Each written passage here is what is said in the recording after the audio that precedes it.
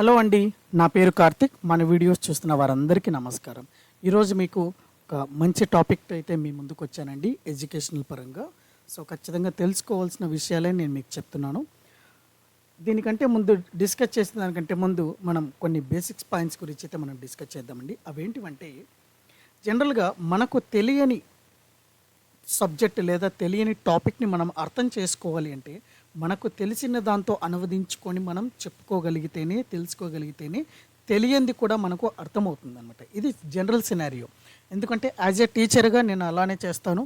మనకు తెలియని సబ్జెక్ట్, నా పిల్లలకి తెలియని సబ్జెక్ట్ ఏదైతే ఉంటుందో అది వాళ్ళకు తెలిసిన సబ్జెక్ట్ నుంచి నేను వాళ్ళకి అర్థమయ్యే భాషలోనే అనువదించి వాళ్ళకి చెప్పగలుగుతాను. అప్పుడే వాళ్ళకి అర్థమవుతుంది.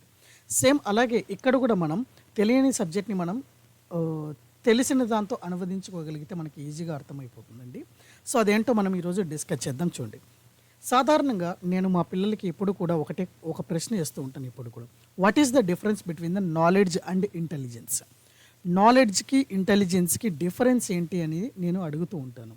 సో ఇది కూడా మీకు తెలిసినట్లయితే ఒక్కసారి దీన్ని పాస్ చేసుకొని వాటి యొక్క డిఫరెన్స్ ఏంటి అనేది ఒకసారి ఆలోచించండి.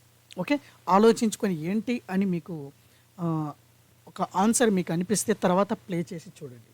ఓకే, సో ఇప్పుడు చూడండి, నాలెడ్జ్కి ఇంటెలిజెన్స్కి డిఫరెన్స్ ఏంటంటే చూడండి, నాలెడ్జ్ అంటే ఏంటంటే జరిగిన ప్రతి మూమెంట్ని లేదంటే ప్రతి సందర్భంలోనూ మీరు తెలుసుకున్న దాన్ని నాలెడ్జ్ అంటాం.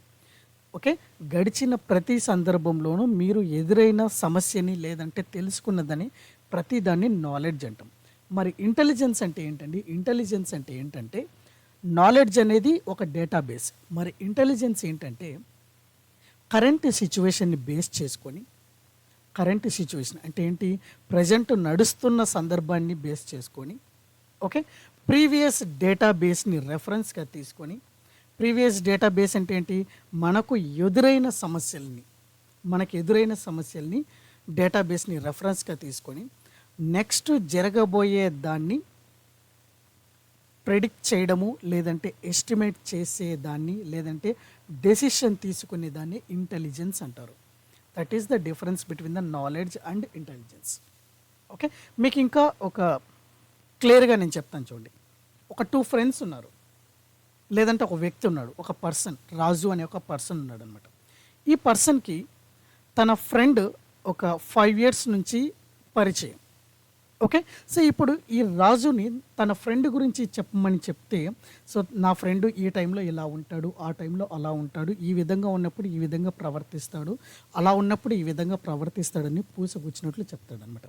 ఎలా చెప్తాడు అంటే, తనతో గడిచిన ప్రతి సందర్భాన్ని, ఆ ఎదురైన సందర్భంలో తను ఏ విధంగా ప్రవర్తించి ఉంటాడో తన ఫ్రెండ్కి తెలుసు అనమాట, రాజుకి తెలుసు. తన ఫ్రెండ్ యొక్క స్వభావం ఏంటి, ఏం కథ అనేది ఈ రాజుకి తెలుసు. ఏంటి, ఎలా తెలుస్తుంది, ఏ టైంలో ఎలా ప్రవర్తించాడు, ఏ టైం వచ్చినప్పుడు, ఏ సందర్భం వచ్చినప్పుడు ఎలా రియాక్ట్ అయ్యాడు అన్నది రాజుకి తెలుస్తుంది అనమాట. ఎలా తెలుసు అంటే, ఈ గడిచిన 5 ఏళ్లలో తను ఎలాంటి సందర్భంలో ఎలా రియాక్ట్ అయ్యాడో ప్రతిదీ కూడా తను ఐడెంటిఫై చేసి తన యొక్క డేటాబేస్లో స్టోర్ చేసి పెట్టుకొని ఉంటాడు. Okay, present at a moment అలాంటి సందర్భం ఏదైనా ఎదురైనప్పుడు తన ఫ్రెండ్ ఏ విధంగా రియాక్ట్ అవుతాడో ఇప్పుడు తను చెప్పగలడు అనమాట. ఎందుకు అంటే ప్రీవియస్ డేటాబేస్ని బేస్ చేసుకొని. ఓకే, అలాంటిదే ఇంకో ఫ్రెండ్ రాజుకి ఈరోజు పరిచయం అయ్యాడు. ఓకే, ఈరోజు పరిచయం అయ్యాడు అనమాట.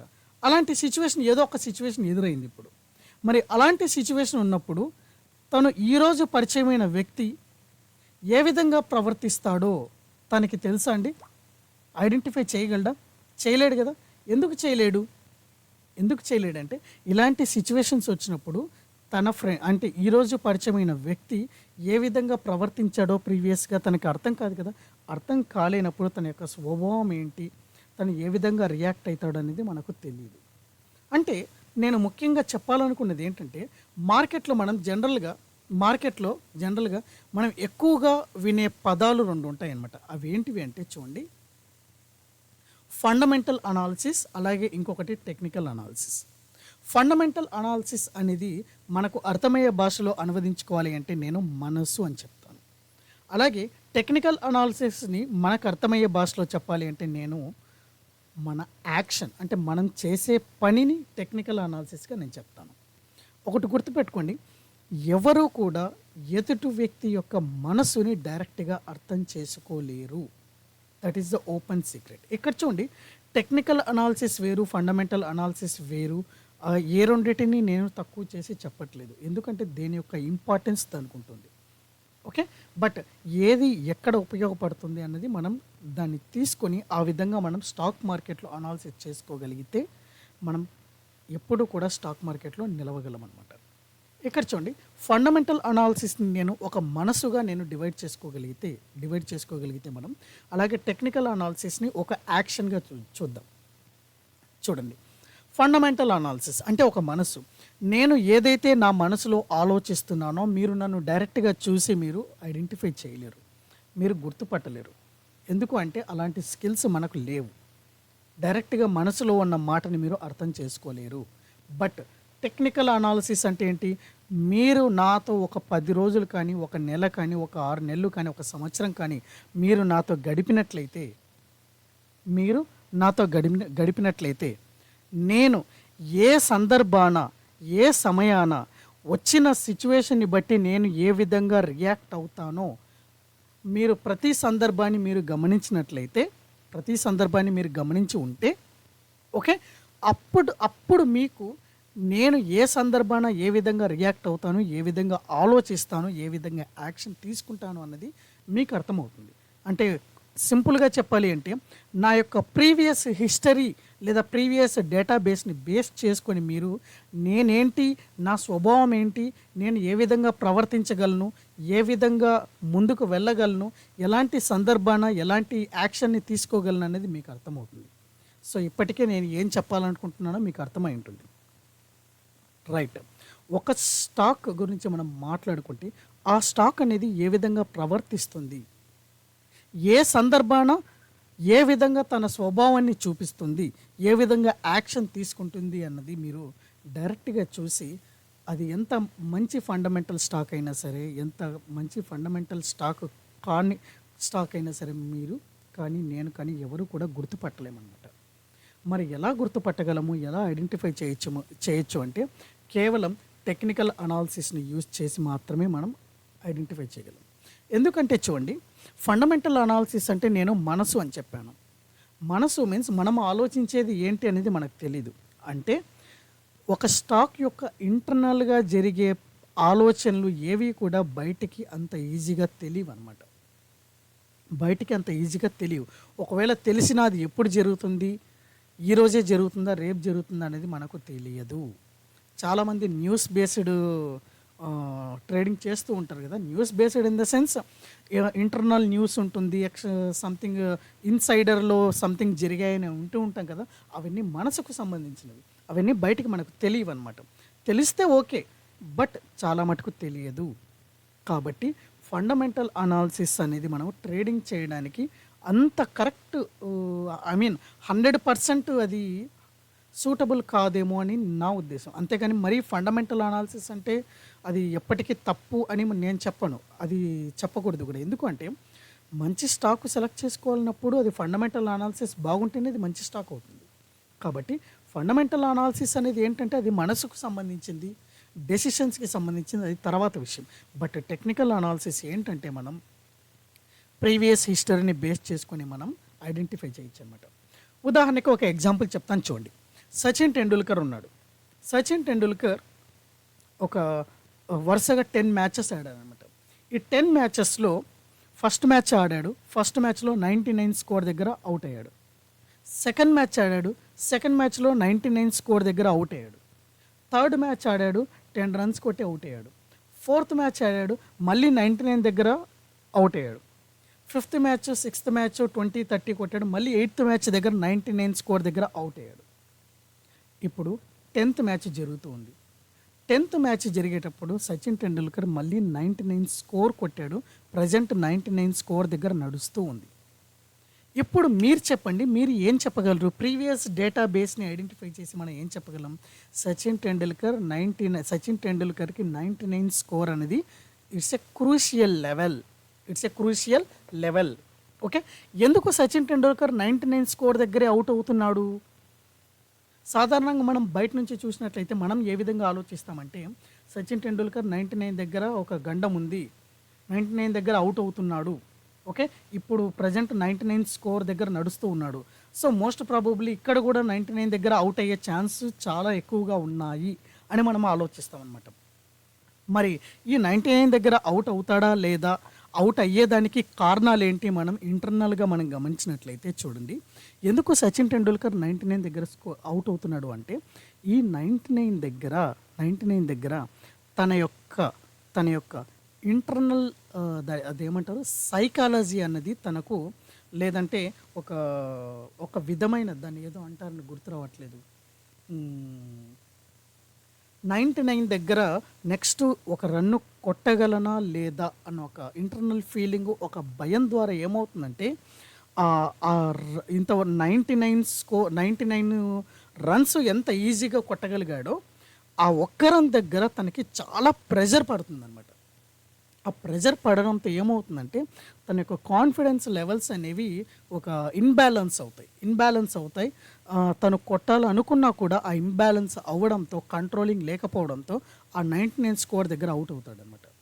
ఓకే, ఇలా ప్రతిసారి ఆడినప్పుడు అవుట్ అవుతాడు. బట్ ఏదో ఒక రోజు ఆ 99 స్కోర్ దాటి 100కి వెళ్ళాడు అనుకోండి, మళ్ళీ వెంటనే ఆ ఒక్క రన్తోనే కాన్ఫిడెన్స్ లెవెల్స్ అనేవి పీక్కి వెళ్ళిపోతాయి.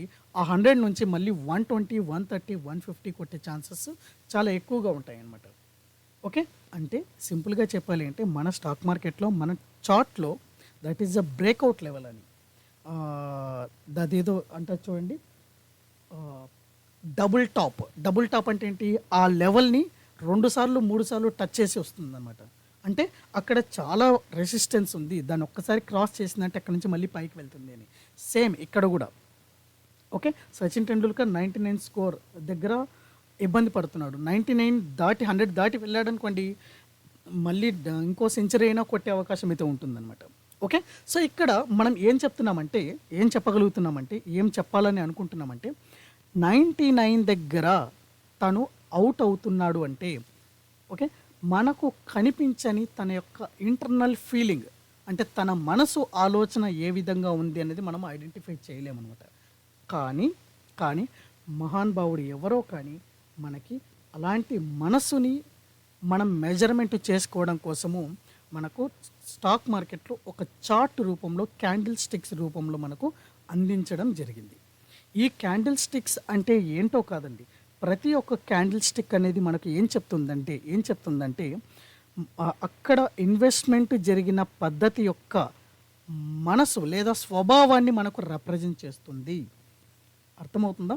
అంటే దాని అర్థం ఏంటంటే చూడండి, 99 స్కోర్ దగ్గర అవుట్ అయిన రోజు చూడండి, 99 స్కోర్ దగ్గర అవుట్ అయిన రోజు సచిన్ టెండూల్కర్ ఏ విధమైన తపన పడ్డాడో, తన మనసు ఏ విధమైన అలజడికి గురైందో, అలాంటి అలజడి మళ్ళీ ఇంకొక నెక్స్ట్ మ్యాచ్లో 99 దగ్గర కనిపించింది అనుకోండి, దాని అర్థం ఏంటి, ఇక్కడ కూడా మోస్ట్ ప్రాబబులీ ఎక్కువగా అవుట్ అయ్యే ఛాన్సెస్ ఉన్నాయని అర్థం. అలాగే అలాంటి అలజడి ఇంకో మ్యాచ్లో మళ్ళీ 99 స్కోర్ దగ్గరే కనిపించింది అనుకోండి, ఇక్కడ కూడా అవుట్ అయ్యే ఛాన్సెస్ ఎక్కువగా ఉన్నాయని అర్థం. మరి అలాంటి అలజడే 49 దగ్గర కనిపిస్తే అక్కడ కూడా ఎక్కువగా అవుట్ అయ్యే ఛాన్సెస్ ఉన్నాయనే కదా అర్థం.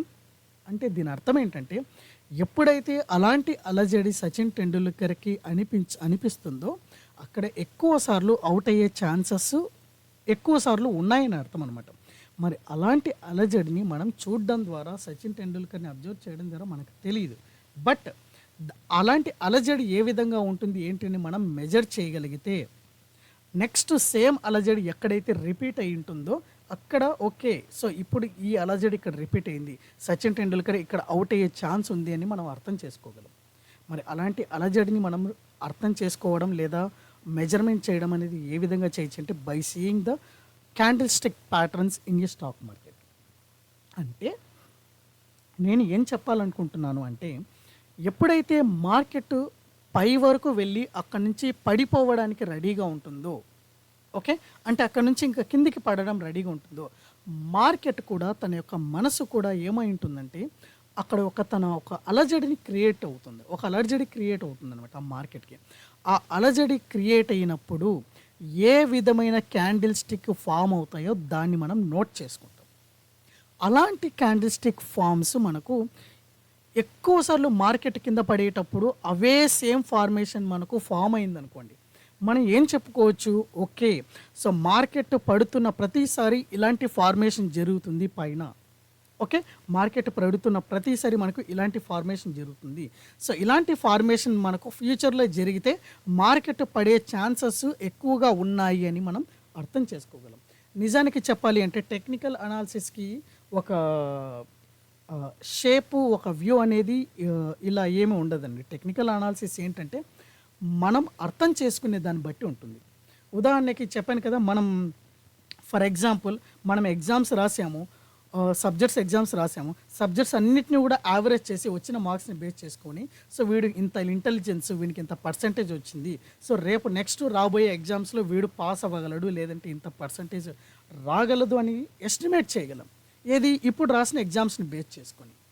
ఓకే. దీనంతా టెక్నికల్ అనాలిసిస్ అని చెప్తారు. అంతేకాని ఫండమెంటల్‌గా మనసును చూసి వాడు ఎగ్జామ్ రాసాడా లేదని మనం ఐడెంటిఫై చేయలేము. టెక్నికల్ అనాలిసిస్ మాత్రమే మన మానవులు చేయగలిగే ఒక అద్భుతమైన పని అనమాట. టెక్నికల్ అనాలిసిస్ చేసే రాబోయే దాన్ని ఐడెంటిఫై చేయగలం. ఓకే. సో, మీకు సోది ఎక్కువ చెప్పినట్లున్నాను. బట్ ఏది చెప్పినా కూడా మీకు నేను ఏం చెప్పాలనుకుంటున్నానో అది మీకు అర్థమైతే చాలండి. Now see here. సో, ఇక్కడ మనం టెక్నికల్ అనాలిసిస్ అనేది ఎందుకు డిస్కస్ చేస్తున్నామంటే చూడండి, history tends to repeat itself the big assumption. అంటే చెప్పాను కదా, ఎప్పుడైతే మార్కెట్ ఈ విధంగా ప్రవర్తించిందో ఆ ప్రవర్తించిన దగ్గర ఏ విధమైన క్యాండిల్ స్టిక్ ఫామ్ అయ్యాయో అది ఎక్కువ సార్లు సేమ్ అదే విధంగా జరిగినట్లు అయి ఉంటే, సేమ్ అదే విధంగా ఇంకోసారి ఫామ్ అవుతే అక్కడ కూడా మార్కెట్ ఇక్కడ ఏ విధంగా జరిగింటుందో అక్కడ కూడా అదే విధంగా జరగగలదు అనే ఒక అజంప్షన్ అనమాట. That is the big assumption. But అలానే జరగాలని ఖచ్చితంగా మనం చెప్పలేము. That is the assumption. Okay. So, ఇప్పుడు మన చెప్పాలనుకుంటున్న దానికి ఒక షేప్ నేను తీసుకురావడానికి నేను ప్రయత్నిస్తానండి. అదేంటంటే మార్కెట్ పెరుగుతుంది అన్నప్పుడు ఏ విధమైన క్యాండిల్ స్టిక్ ప్యాటర్న్స్ ఫామ్ అవుతాయి, అలాగే మార్కెట్ పడిపోతుంది అన్నది ఏ విధమైన క్యాండిల్ స్టిక్ ఫామ్ అవుతాయి, అలాంటి క్యాండిల్ స్టిక్ ఫామ్స్ ఎన్ని రకాలుగా ఉంటాయి, వాటిని ఏమంటారు, అలాంటి క్యాండిల్ స్టిక్ ఫామ్స్ ఫామ్ అయినప్పుడు మనం ఏ విధంగా నెక్స్ట్ మార్కెట్ని కిందికి పడుతుందా లేదా పైకి వెళ్తుందా లేదంటే అక్కడక్కడే ఉండు సైడ్ వేస్లో ఉంటుందా అనేది మనం ముందుగానే ఏ విధంగా ప్రిడిక్ట్ చేయగలము అన్నది ఈ కాన్సెప్ట్ అనమాట. ఓకే. సో, ఈ candlestick patterns and what to do expect, candlestick ప్యాటర్న్స్ని యూజ్ చేసుకొని మనం ఏం ఎక్స్పెక్ట్ చేయొచ్చు అన్నది ఇది. The candlesticks are used to identify trading patterns in turn help the technical analyst to set up a trade. The patterns are formed by grouping two or more candles in a certain sequence. However, sometimes powerful trading signals can be identified by just single candlestick pattern. Hence, candlesticks can be broken down into single candlestick pattern and multiple candlestick patterns. అంటే దాని అర్థం ఏంటంటే next జరగబోయే పరిణామాలని మనం ముందుగానే ఒక single candle stick ప్యాటర్న్ని కానీ లేదంటే డబుల్ క్యాండిల్ స్టిక్ ప్యాటర్న్స్ కానీ యూస్ చేసుకొని మనం ముందుగానే ఐడెంటిఫై చేయొచ్చు. ఉదాహరణకి వర్షం పడుతుంది అని ముందుగానే మనం ఎలాగైతే ముందస్తుగా మనం ఐడెంటిఫై చేయగలమో, ఎలా ఐడెంటిఫై చేయగలమండి? వాతావరణాన్ని బేస్ చేసి మనం చెప్పగలం కదా. ప్రజెంట్ ఇప్పుడు బయటకు వెళ్తున్నాము, సడన్గా వాతావరణంలో మార్పులు వచ్చాయి, మేఘామృతం అయ్యింది, చల్లటి గాలి వీస్తుంది. ఇలా ఉన్నప్పుడు ఏమవుతుంది? ఓకే, వర్షం పడే సూచనలు ఉంది, వర్షం పడే అవకాశాలు ఉంటాయి అని మనం ముందుగానే గొడుగు తీసుకొని బయటకు వెళ్తాం అనమాట. ఓకే. అంటే ఇక్కడ ఈ క్లైమేట్ని మనం వర్షం పడేదానికంటే ముందే మనకు జరిగే క్లైమేట్ ఏ విధంగా ఉంటుందో సేమ్ అలాగే మనకు స్టాక్ మార్కెట్లో కూడా మార్కెట్ పెరుగుతుంది లేదా పడుతుంది లేదంటే సైడ్ వేస్లో ఉంటుంది అన్నప్పుడు మనకు అలాంటి క్లైమేట్స్ మనకు ఇక్కడ ఎదురవుతాయి అన్నమాట. బట్ ఇక్కడ నేనేం చెప్తున్నానంటే అలాంటి క్లైమేట్స్ని మనం ఏ విధంగా ఐడెంటిఫై చేయొచ్చు, అలాంటి క్లైమేట్ ఫార్మేషన్ ఏ విధంగా ఫామ్ అవుతుంది అన్నది మనం ఇక్కడ చూద్దాం. అలాంటి క్లైమేట్ ఫార్మేషన్ మనకు ఇక్కడ క్యాండిల్ స్టిక్ ప్యాటర్న్స్లో రూపంలో మనకు ఫామ్ అవుతుందన్నమాట. వాటిని ఎలా గుర్తించాలి, ముందుగానే ట్రెండ్ని ఏ విధంగా మనం ఐడెంటిఫై చేయొచ్చు అనేది ఈ technical analysis. Now see here. So ఇక్కడ మనం కొన్ని టెక్నికల్ ప్యాటర్న్స్ని అయితే మనం డిస్కస్ చేద్దామండి. సో ఈరోజు ఒక 2 లేదా 3 ప్యాటర్న్స్ మనం డిస్కస్ చేద్దాము. అలాగే రిమైనింగ్ నెక్స్ట్ వీడియోస్లో మనం డిస్కస్ చేద్దాం. Now see here under the single candlestick pattern we will be learning the following. చెప్పాను కదా ముందే, మనకు ఫార్మేషన్ క్యాండిల్స్టిక్ ఫార్మేషన్ అనేది సింగిల్ క్యాండిల్తో పైన ఫామ్ అవ్వచ్చు. అంటే సింగిల్ క్యాండిల్ ఫామ్ అయ్యే విధానాన్ని బట్టి మనం చెప్పచ్చు, లేదా డబుల్ క్యాండిల్స్ని ఫామ్ అయ్యే విధానాన్ని బట్టి మనం ట్రెండ్ని చెప్పచ్చు, లేదంటే త్రిబుల్ క్యాండిల్ ఫామ్ అయ్యే విధానాన్ని బట్టి మనం ట్రెండ్ని మనం చెప్పచ్చు అనమాట. ఓకే, సో ఇక్కడ మనం ఫస్ట్ సింగిల్ క్యాండిల్స్టిక్ ప్యాటర్న్ యొక్క ఫామ్ అయ్యే విధానాన్ని బట్టి మనం ట్రెండ్ని ఏ విధంగా ఉంటుందని మనం ముందుగానే ఐడెంటిఫై చేద్దాం అనమాట. ఇక్కడ ఫస్ట్ది మనం మరబూజు అనేది ఒక క్యాండిల్స్టిక్ ప్యాటర్న్. ఓకే, అందులో మనకు 2 రకాలు ఉంటాయి. ఒకటి బుల్లిష్ మరబూజు, రెండోది బేరిష్ మరబూజు అనమాట. ఓకే, సో దీన్ని కూడా మనం డిస్కస్ చేద్దాం. అలాగే రెండోది వచ్చి ఇంకోటి స్పిన్నింగ్ టాప్. నెక్స్ట్ మూడోది వచ్చేసి ఫార్మేషన్ దోజీ ఫార్మేషన్. 4వ ఫార్మేషన్ వచ్చేసి పేపర్ అంబ్రెల్లా, వాటిని హ్యామర్, హ్యాంగింగ్ మ్యాన్ అని అంటాం అనమాట. అలాగే మనకు మల్టిపుల్ క్యాండిల్స్టిక్ ప్యాటర్న్స్, అంటే 2 లేదా 3 క్యాండిల్స్టిక్ ప్యాటర్న్స్తో మనం ఐడెంటిఫై చేయొచ్చు అని చెప్పాం కదా క్లైమేట్ని. సో వాటిలో ఏంటంటే ఎంగల్ఫింగ్ ప్యాటర్న్ ఒకటి. ఎంగల్ఫింగ్ ప్యాటర్న్లో 2 రకాలు, ఒకటి బుల్లిష్ ఎంగల్ఫింగ్, రెండోది బేరిష్ ఎంగల్ఫింగ్. అలాగే రెండోది వచ్చేసి హరామీలో మళ్ళీ మనకు 2 రకాలు ఉంటాయి, ఒకటి బుల్లిష్ హరామీ, రెండోది bearish harami. Next third one వచ్చేసి మార్నింగ్ స్టార్, ఫోర్త్ వన్ వచ్చేసి ఈవినింగ్ స్టార్. ఇవే కాకుండా మనకు ఇంకా చాలా ఉన్నాయండి, ఇంపార్టెంట్ అయినట్టు వాటిని మాత్రమే మనం డిస్కస్ చేద్దాము. Okay, now see here single candlestick pattern అంటే మనకు తెలుసు కదండి, ఒక సింగిల్ క్యాండిల్ మాత్రమే ఉంటుంది. ఆ క్యాండిల్ పెద్దగైనా ఉండొచ్చు, చిన్నగైనా ఉండొచ్చు, దాని యొక్క విక్స్ ఎలాగైనా ఉండొచ్చు అనమాట. ఓకే, సో వీటిని డిస్కస్ చేసేదానికంటే ముందు క్యాండిల్ అంటే ఏంటి, అవి వాటి యొక్క ఇన్ఫర్మేషన్ ఏ విధంగా మనకి ఇస్తుందో మనం ఎక్స్ప్లెయిన్ చేసుకుందాం.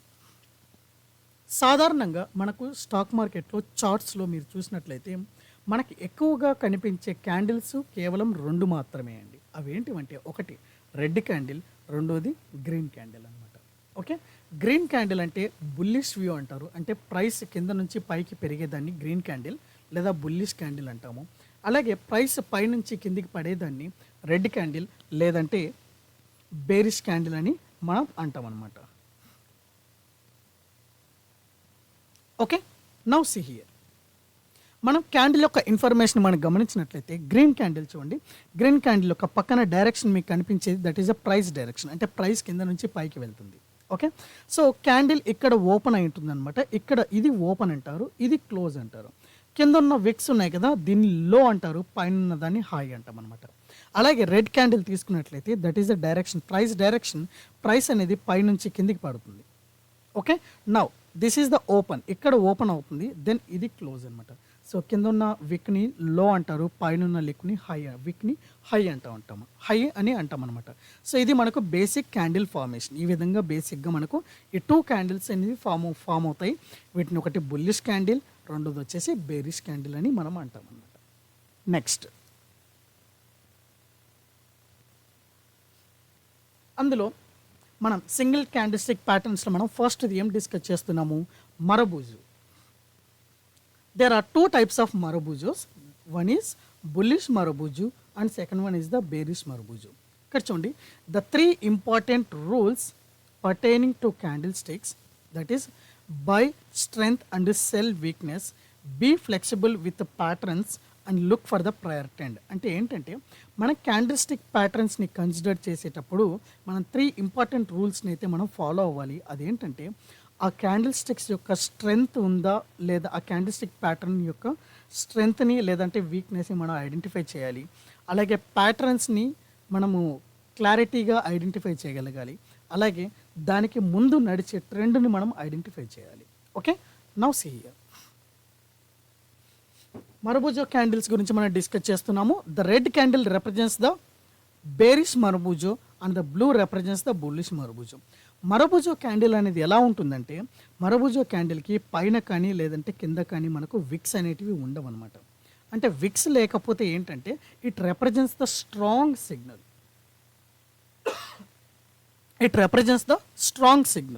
అదే రెడ్ అయిందనుకోండి, రెడ్ క్యాండిల్ అయిందనుకోండి, స్ట్రాంగ్ బేరిష్ ఉందని, అలాగే గ్రీన్ క్యాండిల్ అయితే స్ట్రాంగ్ బుల్లిష్ ఉందని మనకు అర్థం చేసుకోవచ్చు. See here, bullish Marbujo. The options of upper and lower shadows, okay, వాటిని ఏమంటామండి మనం షాడోస్ అని పిలుస్తాం.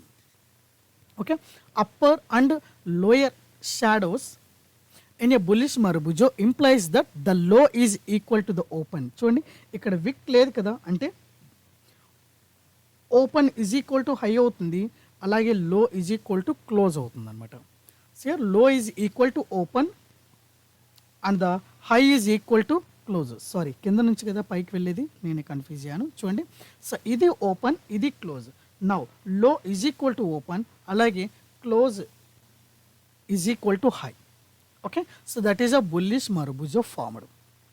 చూడండి, ఏ బుల్లిష్ మర్బుజో ఇండికేట్స్, అలాంటి క్యాండిల్ ఫామ్ అవుతే దాని అర్థం ఏంటి?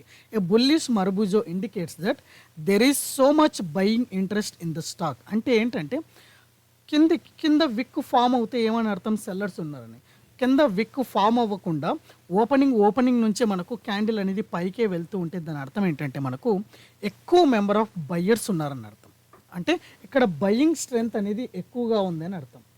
బయింగ్ స్ట్రెంగ్త్ అనేది ఎక్కువగా ఉందని అర్థం. చూడండి, so there is so much buying interest in the stock that the market participants were willing to buy the stock at every price point during the day, so much so that the stock closed near its high point for the day. It does not matter what the prior trend has been. The action on the Marbujo day suggests that the sentiment has changed on the stock in now bullish. So దీన్ని మనం సింపుల్గా చెప్పాలి అంటే it represents bullish continues or bearish reverse pattern. Okay, అంటే కంటిన్యూస్గా పైకి వెళ్తుంది. అంటే ప్రయర్ ట్రెండ్ ఏదైతే ఉందో, ప్రయర్ ట్రెండ్ అంటున్నాం కదా, అంటే ముందు ట్రెండ్ బేరిష్గా ఉందా బుల్లిష్గా ఉందా అనేది మనం ఐడెంటిఫై చేయాలి. ఓకే, ఆ ట్రెండ్ని బట్టి ఆ ట్రెండ్ ఒకటి కొనసాగచ్చు, లేదంటే ఆ ట్రెండ్ కంటిన్యూ అవ్వచ్చు అనేది మనం చెప్పగలం. చూడండి, సో ఈ విధమైన ఫార్మేషన్ అనేది మనకు జరుగుతుంది. So this is the marubozu. పైన విక్ లేదు చూసారా, ఈ విధంగా ఉంటుంది. So that is the trend continues. Trend అనేది చూడండి, అప్పర్ ట్రెండ్ అనేది కంటిన్యూ అయి ఉంటుంది. ఓకే, ఇక్కడ మనకు బయింగ్ స్ట్రెంత్ అనేది ఎక్కువ ఉంటుంది అనమాట. సి హియర్, ట్రెండ్ ఇప్పుడు ఇది లోయర్ ట్రెండ్ కదా, సో లోయర్ ట్రెండ్ మనకు కంటిన్యూ అయింది అనమాట. That is the marubozu. అలాగే ఇంకోటి ఏంటి? Bearish marubozu. Bearish marubozu indicates extreme bearishness. Here the open is equal to the high. Open ఏంటి ఇక్కడ? ఇది కదా open. Open is equal to high and the close equal to low. Close equal to low. Okay, so open is equal to high, close equal to low. ఇక్కడ కూడా మనకు shadows అనేవి ఉండవు. Shadows లేకపోతే ఏం చెప్తుంది, ఏం రిప్రజెంట్ చేస్తుంది? This is the strong bearishness అనేది మనకు రిప్రజెంట్ చేస్తుంది అనమాట. A bearish marubozu indicates that there is so much selling pressure in the stock that the market participants actually sold at every price point during the day, so much so that the stock closed near its low point of the day. It does not matter what the prior trend has been. The action on the Marbujo day suggests that the sentiment has changed and the stock is now bearish. So ఇక్కడ చూడండి, ఇక్కడ కనిపిస్తుంది కదా, so this is the మరబుజో. ఇక్కడ మనకు trend అనేది continue అయింది. అలాగే చూడండి, ఇక్కడ కనిపిస్తుంది కదా, ఈ విధంగా ఇలాంటి క్యాండిల్ ఫామ్ అయితే మనకు మరబుజో క్యాండిల్ అంటాం అనమాట. అది సో ఈ ముఖ్యంగా ఈ విధమైన క్యాండిల్ ఫామ్ అయితే మనకు ట్రెండ్ అనేది కంటిన్యూ అవ్వచ్చు, లేదంటే ట్రెండ్ రివర్స్ అయ్యే ఛాన్స్ అయితే ఉంటుంది. క్లియర్? సో రిమైనింగ్ ప్రతి క్యాండిల్ స్టిక్ ప్యాటర్న్స్ కూడా మనం నెక్స్ట్ వీడియో 2 parts లేదా 3 parts వీడియోలో మనం క్లారిటీగా మనం టెక్నికల్ అనాలిసిస్ గురించి అయితే మనం డిస్కస్ చేద్దామండి. ప్రతిదీ కూడా ఎంగల్ఫింగ్ అంటే ఏంటి, ప్రతిదీ కూడా మనం రోజు అయితే మనం డిస్కస్ చేద్దాము. సో దట్ మీకు టెక్నికల్ అనాలిసిస్ అనేది మీకు క్లియర్గా అర్థమవుతుంది. ఓకే, సో మన వీడియో నచ్చినట్లయితే లైక్ చేయండి, షేర్ చేయండి, కొత్తగా చూస్తున్నట్లయితే సబ్స్క్రైబ్ చేయండి, అలాగే మీ ఫ్రెండ్స్కి కూడా షేర్ చేయండి. అలాగే ఎవరైతే మన ప్రీమియం ఛానల్లో జాయిన్ అవ్వాలనుకున్నారో హార్ట్లీ వెల్కమ్ అండి. నామినల్ ఫీ అయితే ఉంటుంది 999 రూపీస్ వన్ టైం ఫీ. ఆ తర్వాత ఎటువంటి ఛార్జ్ అయితే ఉండదు. మన ప్రీమియం ఛానల్లో మీరు జాయిన్ అయినట్లయితే మీకు total stock market, A complete course on stock market అలాగే ఆప్షన్ సంబంధించిన కంప్లీట్ కోర్స్ వెబినార్స్ మీకు ఫ్రీ ఆఫ్ యాక్సెస్ అయితే ఉంటాయి. మీరు ఎక్కడ కూడా 18,000, 20,000, 50,000 కట్టి మీరు కోర్స్ చేయాల్సిన అవసరం లేదు. మీరు 1000 రూపీస్ పే చేసి ప్రీమియం ఛానల్లో జాయిన్ అయినట్లయితే మీకు ఆ టోటల్ కోర్స్ వెబినార్స్ అన్నీ కూడా మీకు ఫ్రీ ఆఫ్ యాక్సెస్ ఉంటాయి. అలాగే వాటితో పాటు మీకు అన్ని స్ట్రాటజీస్ కూడా మీకు ఫ్రీ ఆఫ్ యాక్సెస్ ఉంటాయి. వెబినార్స్ మీరు ఓన్గా ట్రేడ్ చేసుకోవచ్చు. So premium membership is totally educational channel. So అందులో మీరు స్టాక్ మార్కెట్ గురించి బిగినర్స్ అందరూ కూడా, మీరు బిగినర్సే కాదు, వచ్చి ఛానల్ అయి ఉన్న వాళ్ళు కూడా, మీరు చాలా అందరూ కూడా మీరు కంప్లీట్ కోర్స్ని మీరు తీసుకొని మీరు హ్యాపీగా ఎక్కడ జాయిన్ అవ్వకుండా, ఎక్కువ ఫీజు కట్టి జాయిన్ అవ్వకుండా మీరు మీ కోర్స్ని అయితే మీరు కంప్లీట్ చేసుకొని మీకు మీరుగా ఓన్గా ట్రేడ్ అయితే చేసుకోవచ్చు అనమాట. అలాగే ఎవరైతే మన టెలిగ్రామ్ ఛానల్లో జాయిన్ అవ్వాలనుకుంటున్నారో, కింద ఉన్న డిస్క్రిప్షన్ బాక్స్లో మీకు లింక్ అయితే ఉంటుంది, దాన్ని క్లిక్ చేసి మీరు జాయిన్ అవ్వచ్చు. అక్కడ మీకు డైలీ ఇంట్రాడే ఎలా చేసుకోవాలో కూడా మీకు చెప్పడం జరుగుతుందన్నమాట. సో అందులో మీరు ఫ్రీగా జాయిన్ అవ్వచ్చు. అలాగే ఎవరైతే మన ప్రీమియం ఛానల్లో జాయిన్ అవ్వాలనుకుంటున్నారో, కింద ఉన్న డిస్క్రిప్షన్ బాక్స్లో మీకు నేను ప్రొవైడ్ చేసిన డిమాట్ లింక్స్ని యూజ్ చేసుకొని మీరు డిమాట్ అకౌంట్ ఓపెన్ చేయగలిగితే మీకు 50% డిస్కౌంట్ అయితే మీకు ఇవ్వడం జరుగుతుందండి. ఓకే, సో ఓకే అండి, thank you very much, good night.